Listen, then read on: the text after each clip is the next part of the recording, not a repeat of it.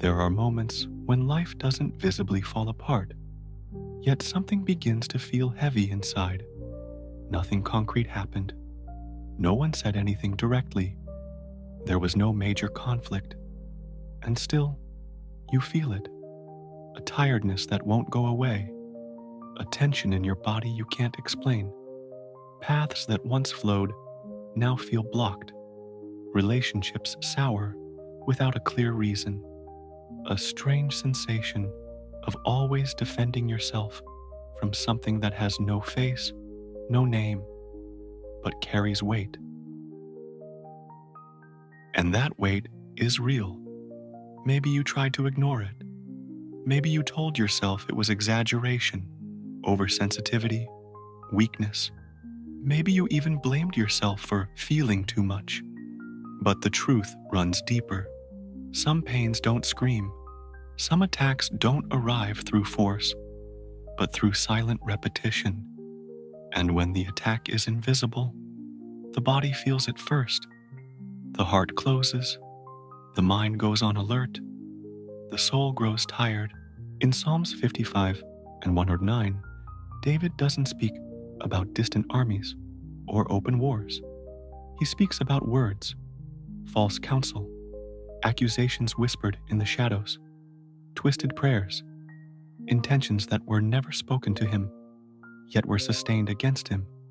David describes the kind of pain that comes from close range, the kind that cuts deeper because it comes from someone who was meant to protect, support, walk beside you.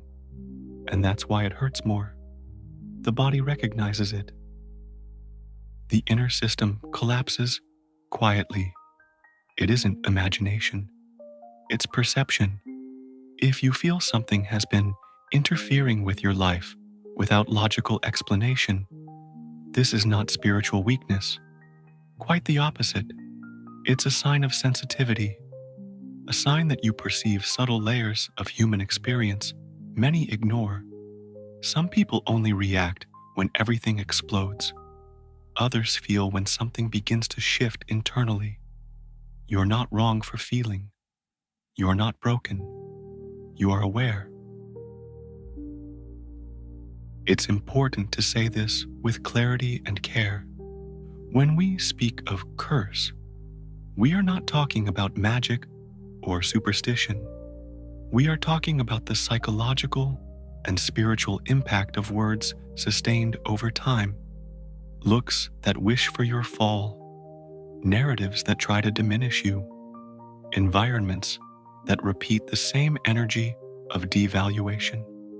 The human brain does not fully distinguish between what is spoken aloud and what is silently sustained. The body records it. The mind stores it.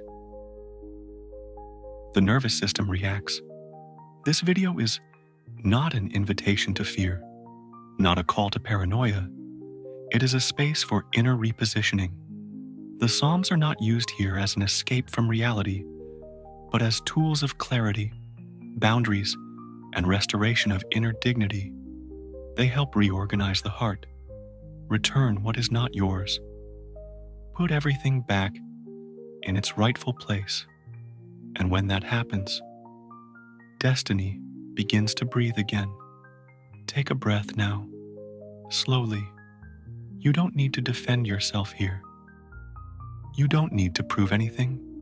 Just be, because before any spiritual alignment, there is something fundamental, safety. And in this space, you are safe. Here, your pain makes sense.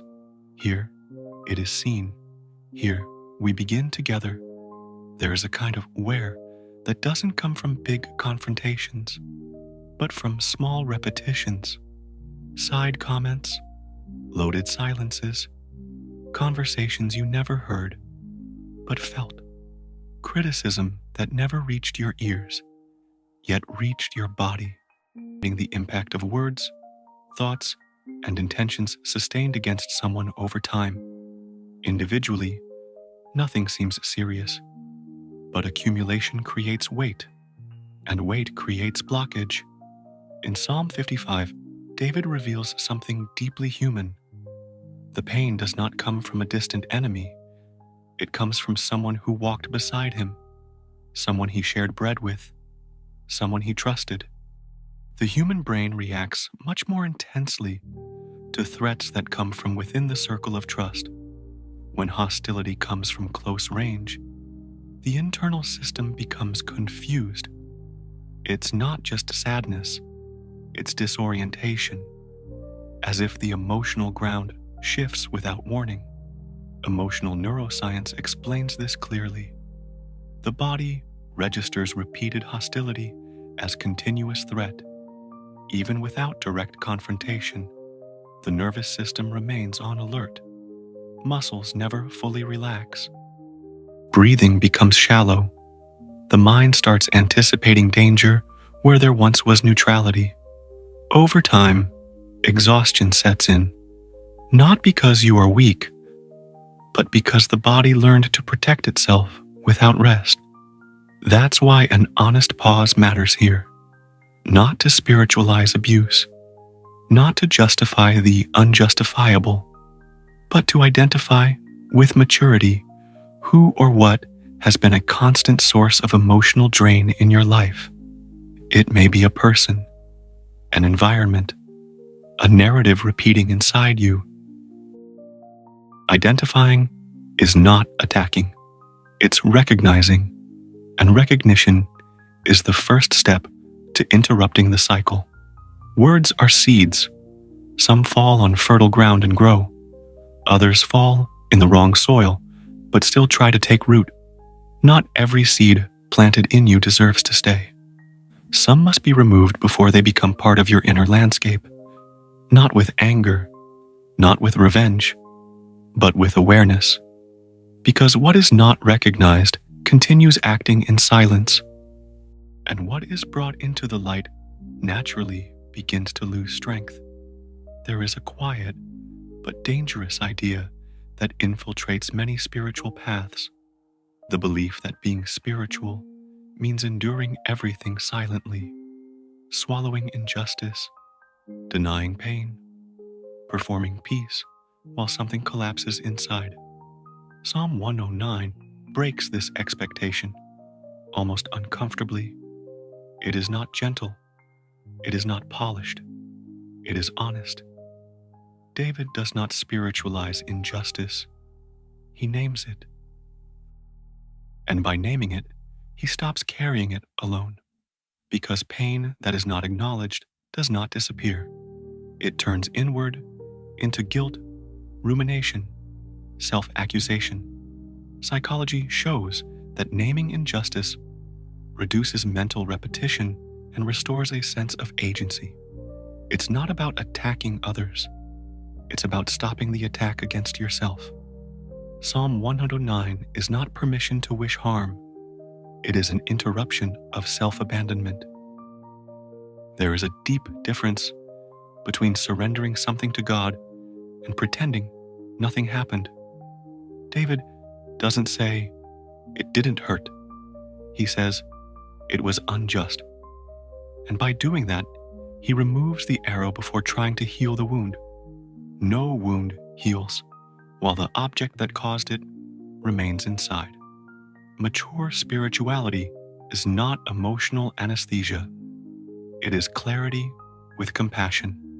A silent factor leaves many people vulnerable without realizing it, living in constant need to prove their worth. When someone feels they must always be accepted, understood, or validated, an excessive openness forms, and everything enters: opinions, judgments, expectations, other people's frustrations. In Psalm 55, David makes an essential decision. He casts the burden, not out of defeat, but out of boundary. The neurobiology of chronic stress shows that when the body doesn't close cycles, every stimulus feels like a threat, not because it's large, but because the system is overloaded. It's like a house without doors, not more spiritual, just exposed. And living exposed all the time is exhausting. The soul asks for retreat, The body asks for structure. A simple exercise begins to reorganize this. Write down what you keep trying to control and what you need to close. Excess control keeps the system open. Conscious closure restores safety. Not everything must be solved today. Some things simply need to be closed. And closing is not escaping. It's care. Many people repeat sacred words sincerely, yet without presence. The problem is not the prayer, it's the automatism. When the psalm becomes a mechanical mantra while the mind stays in the same pattern, integration doesn't happen. Scripture itself shows David alternating prayer and action. He prays, but he also steps away, changes direction, protects himself. He doesn't use God to remain in places that harm him. Spiritual neuroscience reveals something simple and profound. Repetition without emotion does not create new neural associations. The brain learns through emotional connection. A more effective practice is choosing just one verse from Psalm 55 or 109 and pausing. Sit in silence for 60 seconds. Let the body respond. Notice where the phrase touches, tightens, softens. Even the right medicine in the wrong dose loses effect. Presence matters more than quantity. One living prayer reorganizes more than 100 empty words. To cancel here does not mean to fight someone. It means removing internal permission. In Psalm 109, David hands the conflict to divine justice and steps out of the battlefield. He stops reacting, and when reaction stops, the system reorganizes. Boundary psychology shows this clearly. When you stop justifying yourself constantly, something shifts around you. Applied to daily life, it looks simple, yet profound. Reduce explanations. Release unnecessary defenses, not because you lost strength, but because you no longer need to prove who you are. When a river finds its channel, the water stops destroying the banks. That is alignment, everything returning to its natural place. A common spiritual myth suggests glory is sudden, almost like a rescue, but Scripture shows glory emerging after internal alignment. Psalm 55 ends in stability. Psalm 109 ends in restoration of truth. There is no rush. There is coherence. When thought, action, and prayer move in the same direction, the system relaxes. A simple practice grounds this. Choose one small decision today that honors your dignity. Small, concrete, real. Destiny does not change through haste. It changes through direction. And direction is built daily, not through spectacle. The Psalms do not erase life. They reorganize the heart to face it. Now, in inner silence, allow yourself to release. One verse from Psalm 55, surrendering the weight that is no longer yours. One verse from Psalm 109, returning injustice to its rightful place, without anger, without guilt, only truth. When the mind leaves the field of constant defense, destiny begins to flow again. You don't need to defeat anyone. You only need not to lose yourself. May the coming days be lived with less reaction and more truth. And may the invisible weight, little by little, find rest.